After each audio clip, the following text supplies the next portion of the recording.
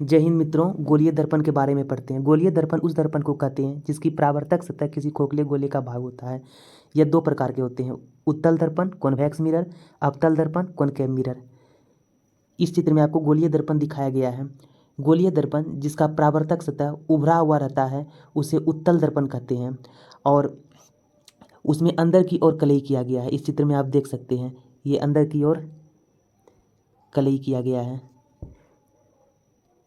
और जिसका परावर्तक सतह धंसा हुआ रहता है, जिसमें बाहर की ओर कलई किया जाता है, उसे हम लोग अवतल दर्पण कहते हैं। इस चित्र में देख सकते हैं, इसमें बाहर की ओर कलई किया गया है। यहाँ पे आप गोलीय दर्पण को देख सकते हैं। इसमें एक उत्तल दर्पण है जिसमें अंदर की ओर कलई किया गया है और इसका परावर्तक सतह, ये वाला परावर्तक सतह उभरा हुआ है और यहाँ परावर्तक सतह धंसा हुआ है। इसे हम लोग अवतल दर्पण कहते हैं और इसमें बाहर की ओर कलई किया गया है।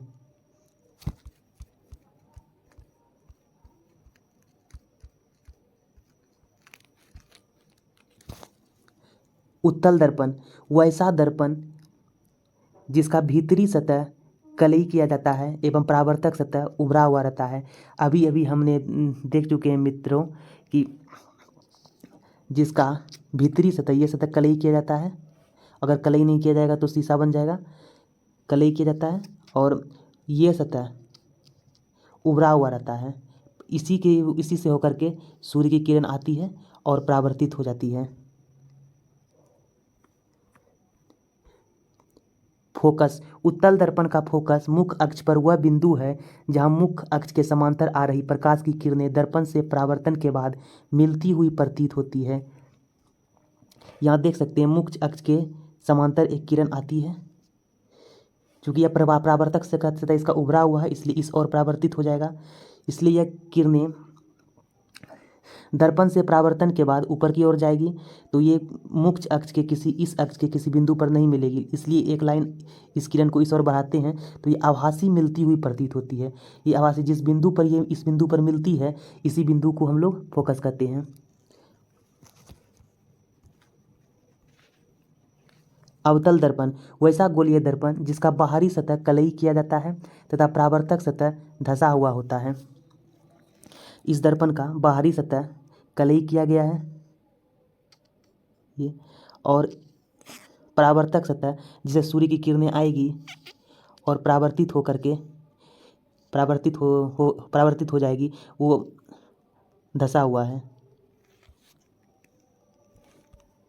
फोकस, अवतल दर्पण का फोकस मुख्य अक्ष पर वह बिंदु होता है जहां मुख्य अक्ष के समांतर आ रही प्रकाश की किरणें दर्पण से परावर्तन के बाद मिलती है।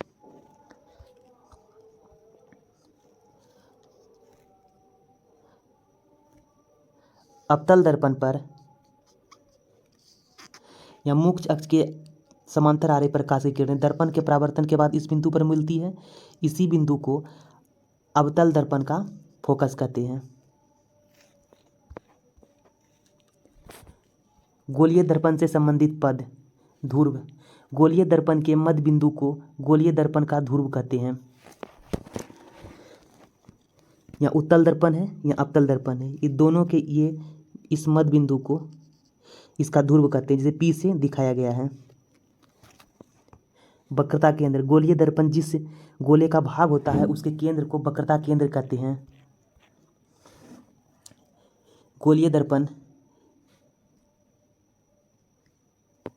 इस गोले का भाग है, इसके ये केंद्र हैं, इसी को हम लोग वक्रता केंद्र कहते हैं। अवतल में ये केंद्र है। प्रधान या मुख्य अक्ष, गोलीय दर्पण के ध्रुव से वक्रता केंद्र को मिलाने वाली रेखा को प्रधान या मुख्य अक्ष कहते हैं। ये गोलीय दर्पण का ध्रुव P है, ये वक्रता केंद्र यहाँ C है। इसको मिलाने वाली इस रेखा को मुख्य अक्ष या प्रधान अक्ष कहते हैं। समतल दर्पण की फोकस दूरी अनंत होती है। समतल दर्पण की फोकस दूरी अनंत इसलिए होती है क्योंकि यहाँ अगर कोई भी किरण समतल दर्पण पे आती है तो वो उसी की ओर परावर्तित हो जाती है। अगर ये 90 डिग्री पे आती है, यानी समतल दर्पण की किरणें फोकस पे कहीं भी नहीं मिलती है। मुख्य अक्ष के जो भी किरणें समांतर आती है वो फोकस पे कहीं नहीं मिलती है। इसलिए ऐसा माना जाता है कि किरणें कहीं न कहीं अनंत पे जाकर के मिलती होगी। इसलिए समतल दर्पण की फोकस दूरी अनंत होती है।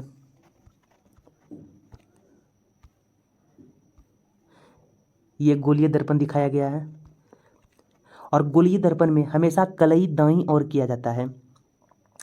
जैसे ये अवतल दर्पण है, इसमें कलई दाईं ओर किया गया है। ये उत्तल दर्पण है, इसमें भी कलई दाईं ओर किया गया है। और प्रकाश की किरणें हमेशा बाईं ओर से आती है। अवतल दर्पण है, प्रकाश की किरणें इस ओर से आएगी,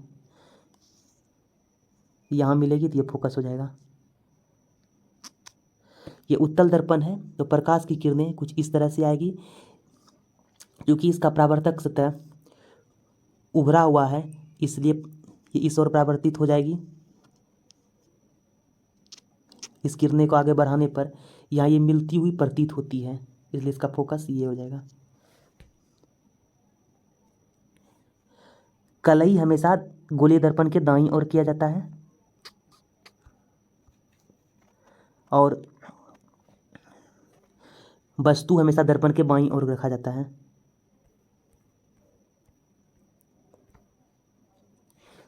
फोकस, यहाँ उत्तल दर्पण और अवतल दर्पण के फोकस के बारे में बताया गया है।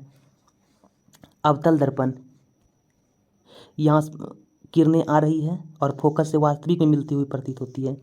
यहाँ पे किरणें ऊपर की ओर चली जा रही है, यहाँ आभासी मिलती हुई प्रतीत होती है।